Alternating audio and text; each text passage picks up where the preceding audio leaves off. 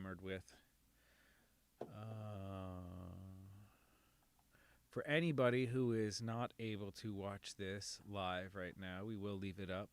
But the point is that if you want to watch all of them, no, Streaky is not a peer. Don't put stuff like that in my fucking comment section. Streak is a hack. Anyway, if you want to watch these all the time, I'm going to start a Patreon. It's going to be like pretty cheap for the entry level stuff. And every one of these you'll be able to watch the replays of. So you can go on and check out my Patreon. It's in my link in my Instagram bio. But as we progress with this shit, we'll have a nice collection of it, and you'll be able to watch them forever, and there'll be tons of good information. So we got just about 5 more minutes. If you're not already on the YouTube stream, we are going to start mixing Mondays, and this is going to be awesome. I thrive off the questions, so you guys make sure you're asking them. When I see something good, I'll make sure I respond to it. But if you ask me stupid-ass questions, then I'm going to ignore them. Maybe. We'll see. Really appreciate y'all coming out. This is awesome. Streaky somehow found my personal Instagram after I tagged you on one of his videos. That's funny. All those guys, they have bots. You know that, right? It's like him and Justin Sheriff, some other people. They have bots that, like, whatever my activity is, they just target that. They like want my activity. So it's really weird because you'd think that would be weird, but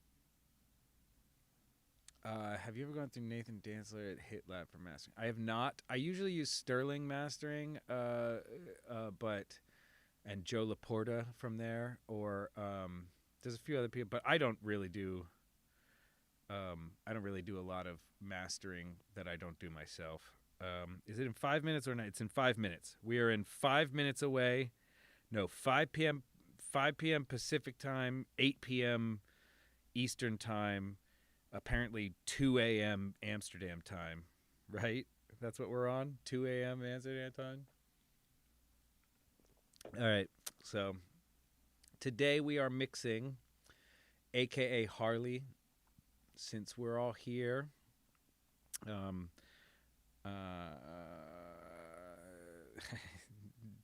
When did you demonstrate? I'm going to put autotune on the master just this one time, just for you.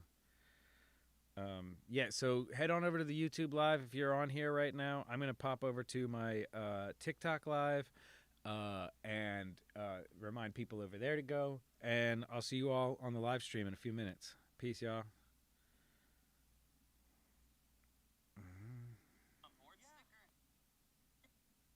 All right. Oh, wait. I probably have something stupid on my whatever. Who gives a shit? Tape machine. I have not yet used tape machine. I still need a reel of tape, and it's harder to find than you'd think. And I just don't have a lot of time to go pick up tape. So that's where I'm at. Of course, this is not what I'm actually doing. Just here to remind everybody, I'm going live on YouTube in 3 minutes. So if you are joining this and you're trying to watch the old Greasy live, I am doing Mixing Mondays on YouTube. Come over there and watch it. It'll be awesome. I'm going to leave this on while I start, and you guys will just have the shitty quality. But remember, if you go over to YouTube, you can hear the good quality. I'm assuming that since no one on YouTube has said that this sounds like shit, that so far this is good quality, but we'll see.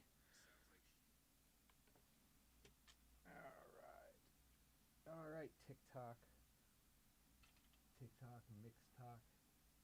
You guys get the fucking other side view where you get to see that I've been drinking limoncellos all day. All right. We are just a few minutes away. Warmer lighting. What do I look fucking old and gross? It's just my life, bro. This is my life. Every time I say that, I remember this song that I helped my friend do like 10 years ago. It was the worst fucking song, and I just like, ugh, I can't get it out of my head. The one song that gets stuck forever is the worst. I'm going to blast some audio for you guys real quick, see how that sounds.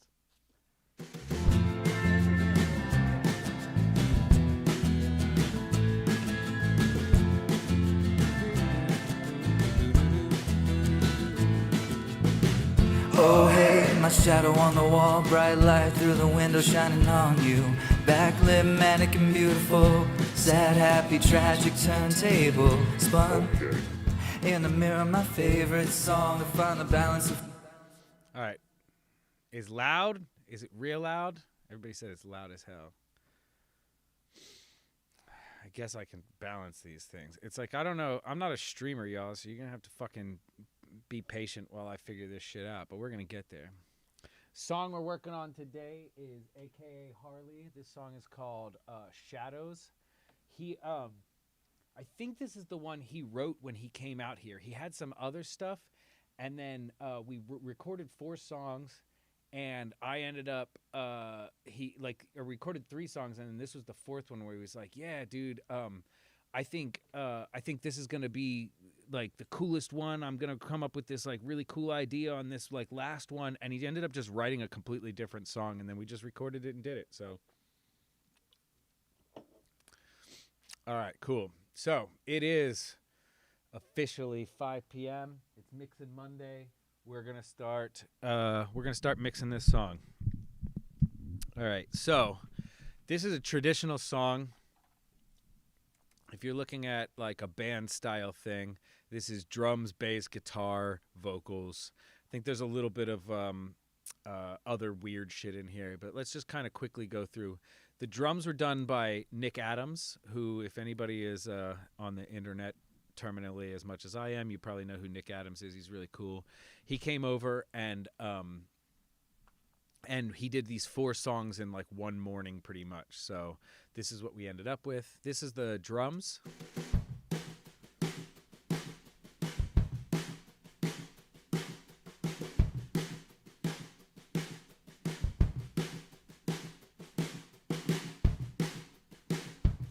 Now, as you can see, these are all raw. There's nothing on here except for what looks like a gate on a kick drum, a little bit of cutoff on that talkback mic, and the overs. So, in actuality, these are completely raw right now. Here we listen to the chorus a little bit.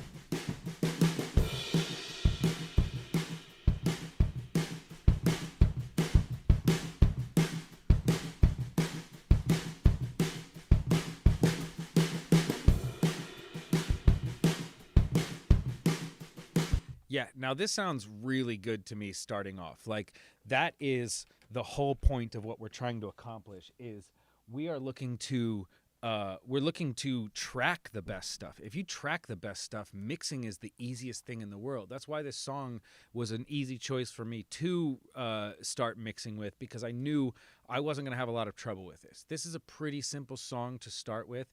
This is my 60s Gretsch kit. I think we just used all my stuff. Nick might have brought some drums for this one, but usually I just tell him just come over and I'll have him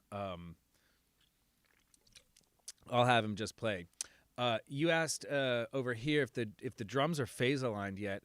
I do that when I record. Like, I'll check it afterwards, and I probably have checked this afterwards, but I usually do that when I record. So there's a good chance that whenever I did this, they were already in really good phase. Most of the time, my stuff, you'll see if I like zoom in on this, I usually look to always match up my phase right off the bat, you know, and it seems pretty coherent. There seems a bit of something between the sub kick and the kick out, but it's not really affecting me in the way. Let me just check. I have this inactive thing. I think I printed these, which is why these are inactive. So let's just listen to the kick and the sub kick.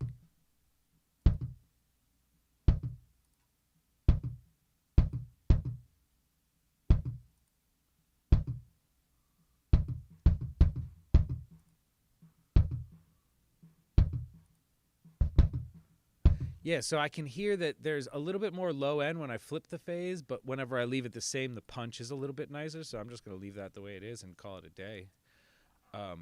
Although that sub kick seems a little strange.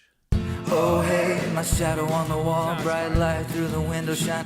Now I can see here, toms, I don't have anything on them, so I'm just going to start by muting these the whole way across. there's no tom fills. There's no reason to add any extra drum sounds into this whole mix. The other things that I have going on are, here's a mono overhead. This is what this sounds like.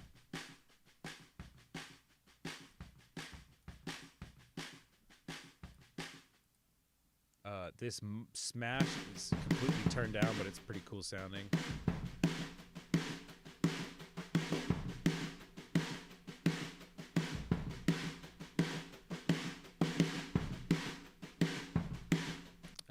Here's talkback. I'm only using this in the breaks, but this is what it sounds like. I use that talkback mic a lot for dirty stuff. Sometimes I'll just leave it in the whole time and tuck it up underneath, but I particularly like this talkback mic because I run it through my Shure mic mixer, which really distorts the shit out of it. It sounds awesome. So I usually do that. Could I make my face cam smaller? I sure can, I think, actually. Oh. Hold on a second.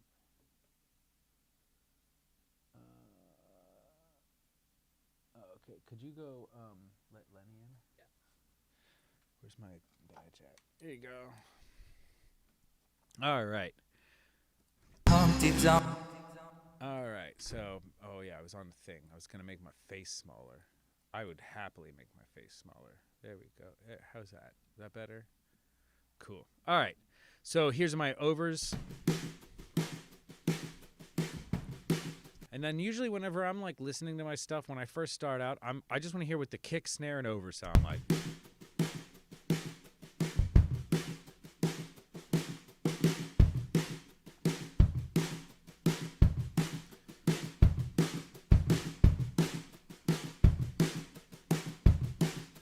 Now, I turned up my kick out, or my sub kick a little bit ago, but I can hear that that's a mistake. It's really boomy.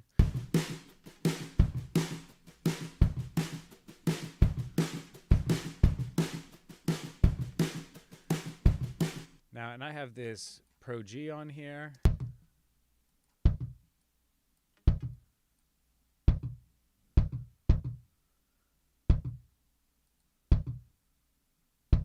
Sounds pretty good. All right, so this is my drums overall. Let's just listen to the whole thing.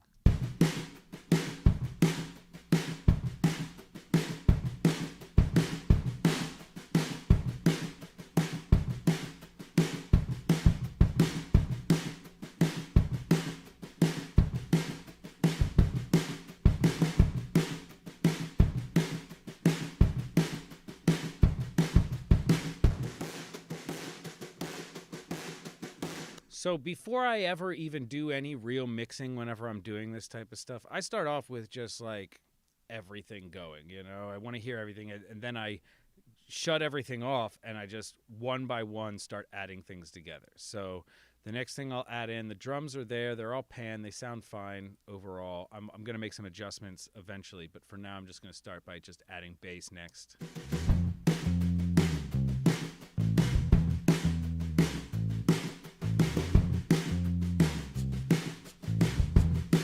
Adding in the shaker.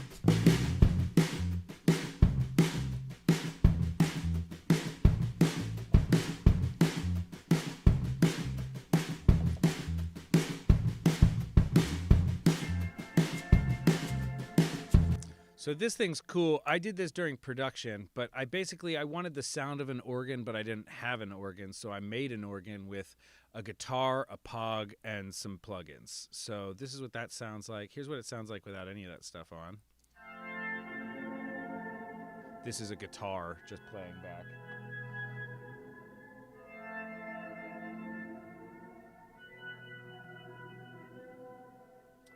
Go watch on YouTube, freaks. All right, so then once we start putting plugins on this thing, the Pan Man's doing a lot of movement. The Verb's adding a little bit of flavor.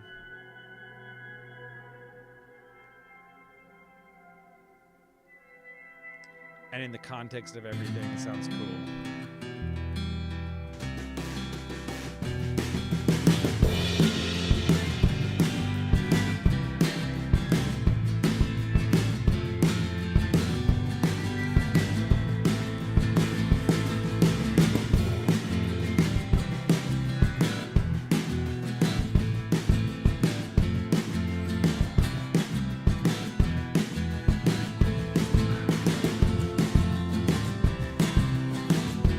All right, so normally whenever I'm mixing, I like to start off with just the instrumental. So the first thing I'll do is come down here and mute the verb. Now, I produced this song and I recorded a lot of it and played on a bunch of it, so I know exactly what's going on with it. However, if I didn't, I would start in the exact same process. And the first and most important thing to me is always organization. Organization is massively important. I'm always going to start in the same way. It's always going to be drums up top, then bass, then actually usually there's like percussion above where I'm at right here. And then after that will be guitars, and then after that will be anything else, and then vocals down at the very bottom. So again, I'm going to move my shaker and tambo up here so that they have their own spot.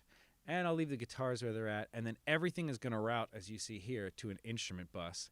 And this is going to be solo saved. And then all of my vocals are going to route down here to an all Vox bus. So all of like, you know, so for here, my vocals, these are my main vocals. They're going to go through the chain and end up coming out to my, here it is, Vox 1. And that's going to all vocals. Everything is going to all Vox. And that means that at any given time, I can listen to just the instrumental or just the vocals. Oh hey, my shadow on the wall, bright light through the window shining on you. Backlit, manic and beautiful, sad, happy, tragic, turntable. Okay. Now I can tell already my vocals are super loud in comparison. So I'm going to eventually cut those back a little bit, but I'm still just working on the instrumental, and that's all I particularly care about. So instrumental as it is.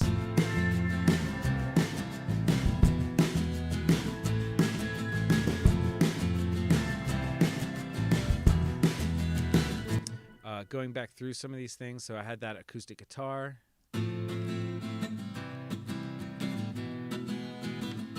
And then I also have this Nashville that I have in here.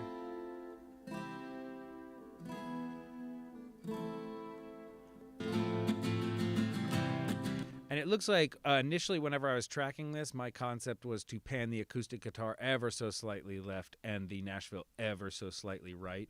But I really do want them to just make up the bed of what's going to be behind the vocal, because this is like the high frequency information that's going to be about in the same place as the vocal. Most of this other stuff isn't going to be as much of an issue with the vocal, but this tonally is going to fight with the vocal if not dealt with properly.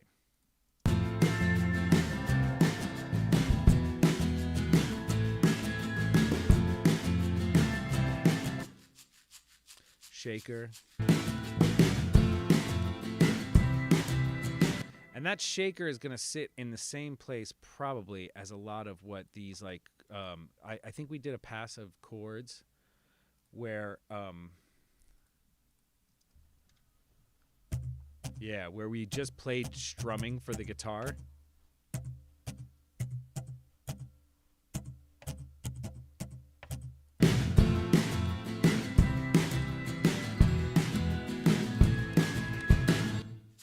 And that's going to sit in the same kind of...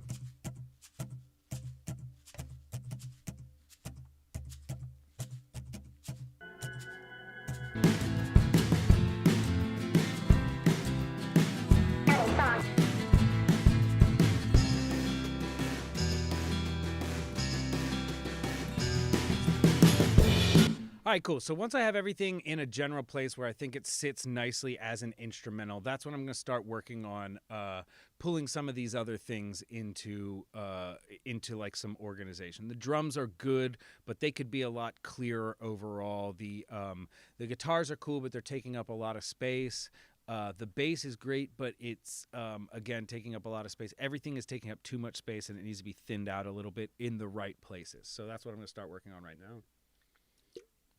The first thing is about making sure, for me, the drums that are in here are sitting in the right place, like overall.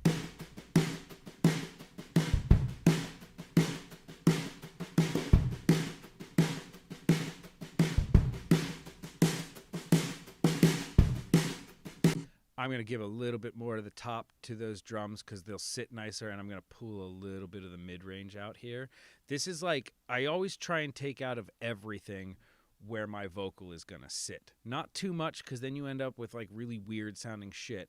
But overall, you want to start with taking a little bit of out of everything and kind of giving like drums what they deserve, which is the bottom and the top.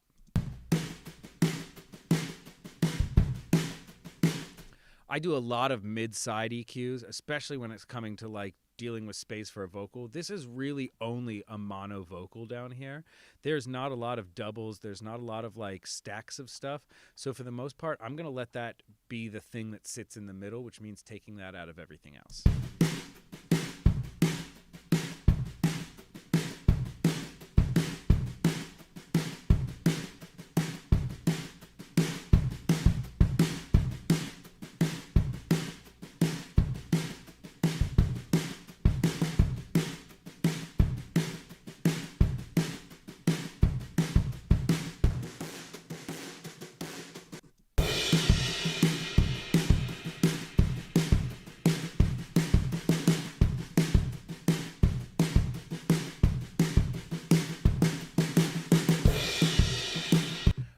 I love the way the rooms sound, and eventually what I would end up doing is definitely putting on I'm going to put a compressor on right now. I'm going to put a Fairchild on the rooms. But whenever I get through with this like whole mix, I'm going to push the rooms up and down throughout the song to give it more life in different spaces. All right, we want the mic. See, here's the balance of the mic is like when I turn the mic up, which you guys are going to find out, then you're just going to have more bleed from the other shit. It's like audio engineering 101. I'm not going to put a fucking gate on this thing, and I'm not going to learn more about podcasting just to do this. All right, here we go. Here we go.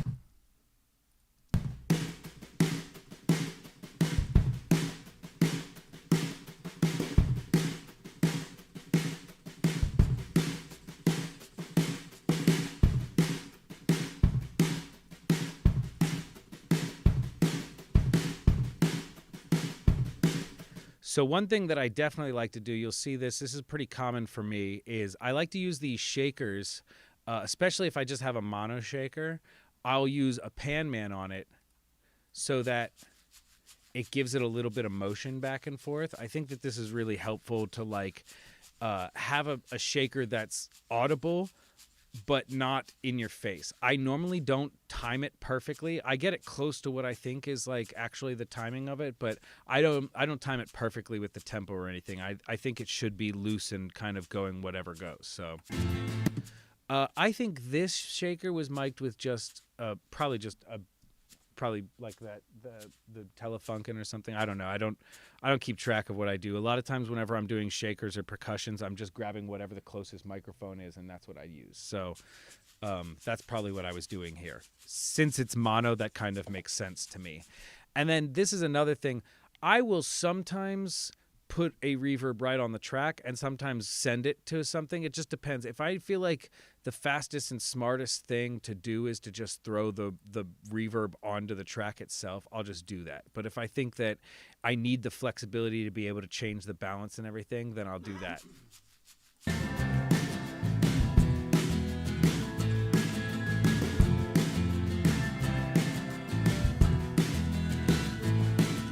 Now, contrary to most people's like mixing processes, I don't add things if I don't need them. It like as I was recording this stuff, I was mixing it, and I can tell because like everything's in its place and it belongs where it is. So I very clearly had a feeling while I was doing this about how things should sound, and I just did that. So there is a parallel distortion track here. It looks like a saturation, culture vulture. It looks like I am not currently using it. I'm going to test it out and see if it sounds good. Put a little bit of kick and a little bit of snare in it.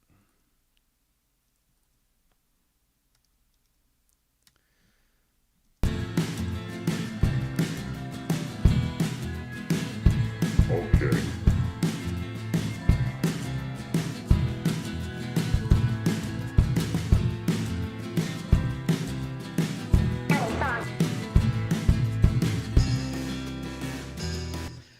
You'll see a lot of times whenever I'm mixing, the first thing I do is turn something up as loud as I can make it because I want to hear the difference and I want to hear the maximum. It's one thing that I do a lot of is like as soon as I put something on,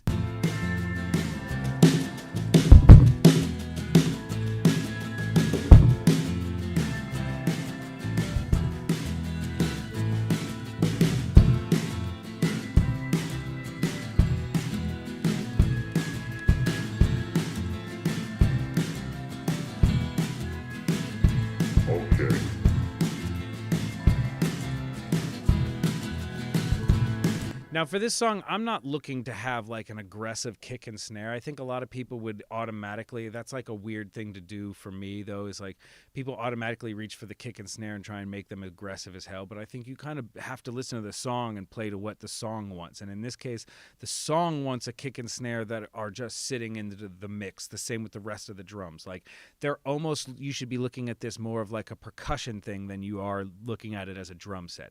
This isn't butt rock. This isn't Nickelback. We don't need to feel and hear every single kick and snare slapping you in the face as hard as possible. In this song, you really want something that's going to sit back and hold the tempo and keep driving, but not be aggressive or annoying, because it'll wear you out, especially for such a more, this is like an indie rock, Elliott Smith type thing. All right. So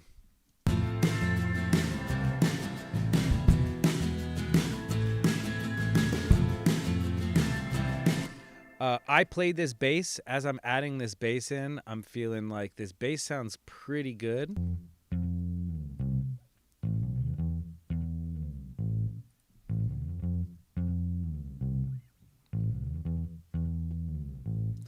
Now, something I almost always tend to do whenever I'm dealing with basses is put something like a decapitator on it, and I will just turn the mix down.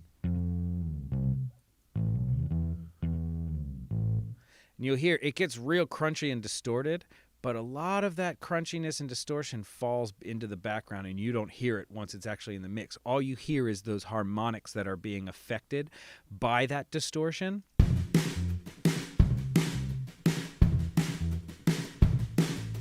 Listen to the difference.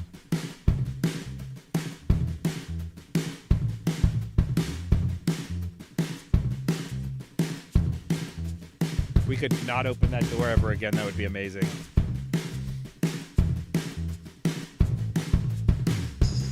There's a huge difference. The way it distorts the upper harmonics really sticks out, and it makes it a huge it makes it more clear, and you don't have to worry about fighting the low end as much whenever you bring that kind of upper range of harmonics into the bass. So now normally that's not my first plugin, but it is up there. I might do like an LA2A just because I know I played this and I'm not a great player. So my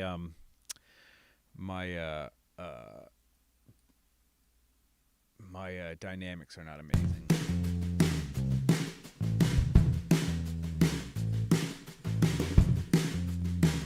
Here's without.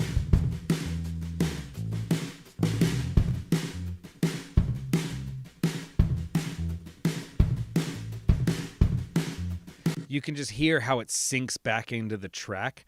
I haven't really changed anything about the low end of this bass. I've only given you the ability to hear the harmonic content that's up higher.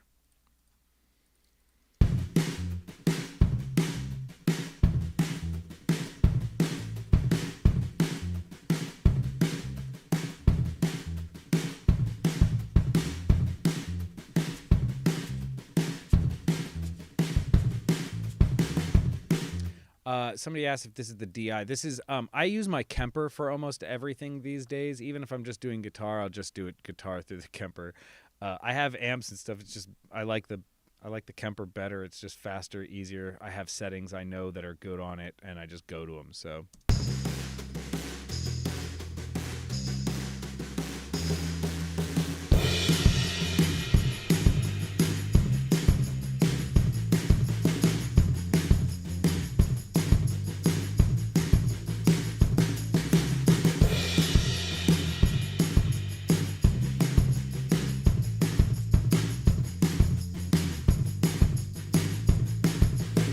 All right, so now